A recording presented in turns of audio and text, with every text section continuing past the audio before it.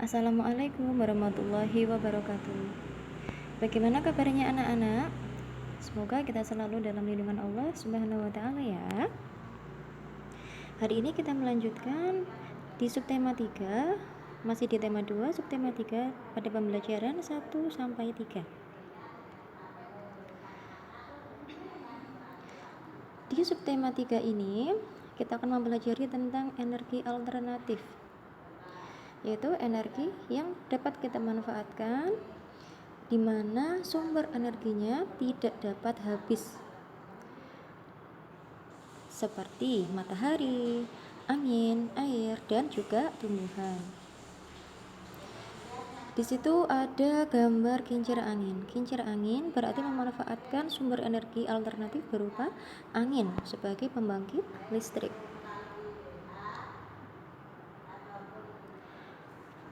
Energi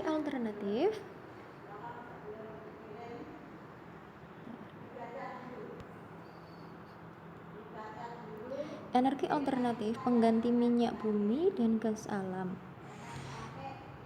Bumi memiliki sumber daya alam yang sangat melimpah. Beberapa di antaranya tersedia dalam jumlah terbatas dan tidak dapat diperbaharui, seperti minyak bumi, batu bara, dan juga gas alam.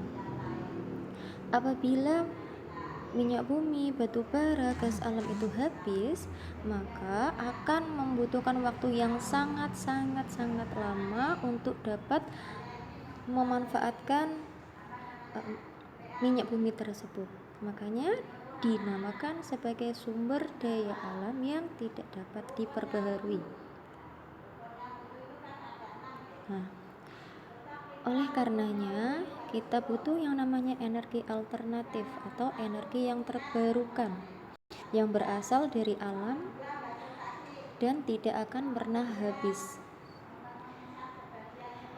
Energi alternatif juga lebih ramah lingkungan.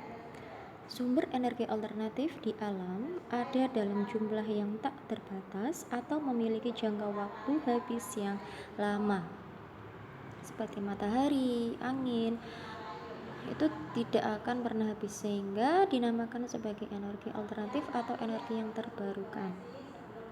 Nah, sinar matahari merupakan salah satu energi alternatif yang dimanfaatkan sebagai pengganti energi minyak bumi dan juga gas alam.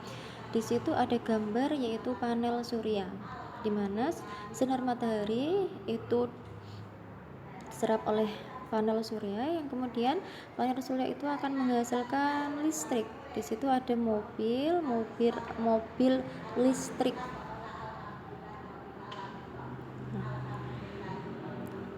Itu panel surya digunakan untuk membangkit listrik tenaga surya atau PLTS. Kemudian ada arus air. Arus air dimanfaatkan untuk membangkit listrik tenaga air atau PLTA yang sering kita jumpai pada sungai-sungai besar. Kemudian angin. Angin dapat memutar bolak-balik pada kincir sehingga bisa dimanfaatkan sebagai pembangkit listrik tenaga angin atau BAYU PLTB. Ini banyak kita temukan terutama di negara Belanda. Kemudian ada lagi kotoran hewan, di mana kotoran hewan itu mengandung suatu gas namanya gas metana yang digunakan juga bisa sebagai bahan bakar atau biogas. Nah, panas bumi juga bisa kita manfaatkan sebagai pembangkit listrik tenaga panas bumi.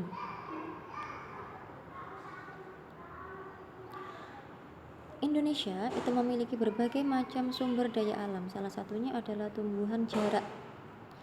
Buah jarak menghasilkan minyak yang dapat digunakan sebagai bahan bakar. Minyak jarak merupakan sumber energi alternatif. Seperti pada zaman dahulu, tank-tank pada masa penjajahan itu menggunakan bahan bakar yang berasal dari buah jarak. Nah, buah jarak dimanfaatkan sebagai biodiesel. Biodiesel itu sebagai alternatif pengganti solar. Buah jarak juga bisa dimanfaatkan menjadi minyak gosok. Selain menjadi biodiesel, juga bisa menjadi minyak gosok. Industri-industri kecil biasanya mengolah buah jarak menjadi minyak gosok. Pada pembelajaran kedua, kita belajar tentang hak dan juga kewajiban kembali. Hak merupakan segala sesuatu yang kita peroleh, dan kewajiban merupakan segala sesuatu yang harus kita lakukan. Pemanfaatan sumber energi harus sesuai dengan hak dan juga kewajiban. Misalkan di situ ada air. Air merupakan salah satu sumber energi. Nah, setiap manusia memiliki hak untuk mendapatkan air untuk mandi, minum, atau mencuci. Tapi manusia juga memiliki kewajiban, yaitu untuk menghemat penggunaan air. Apabila hak dan kewajiban dijalankan dengan seimbang, maka kehidupan akan menjadi harmonis.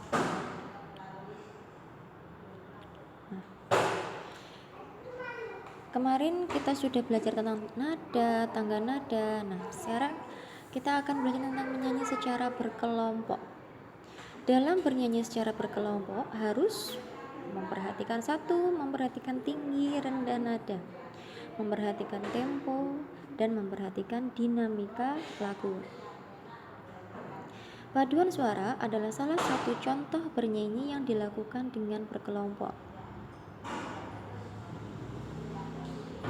Pada pembelajaran ketiga, kita masuk kembali kepada energi alternatif ramah lingkungan. Di situ ada gambar kentang. Nah, kentang itu bisa kita manfaatkan sebagai energi alternatif pengganti baterai.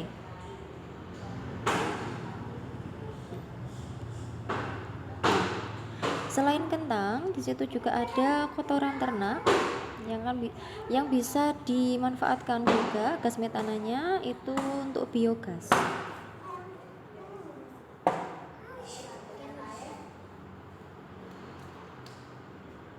Nah, ini contoh baterai alami yang berasal dari kentang. Ini ada percobaannya di mana ada kentang ditusuk dengan lempeng tembaga, kemudian lempeng tembaga tersebut dihubungkan dengan kabel, dan juga ada lampu LED-nya. Nah, maka lampu LED itu akan menyala dikarenakan dari kentang tersebut merupakan salah satu energi alternatif. Nah, tugas hari ini yaitu membuat kincir angin kincir angin dari kertas. Terima kasih. Wassalamualaikum warahmatullahi wabarakatuh.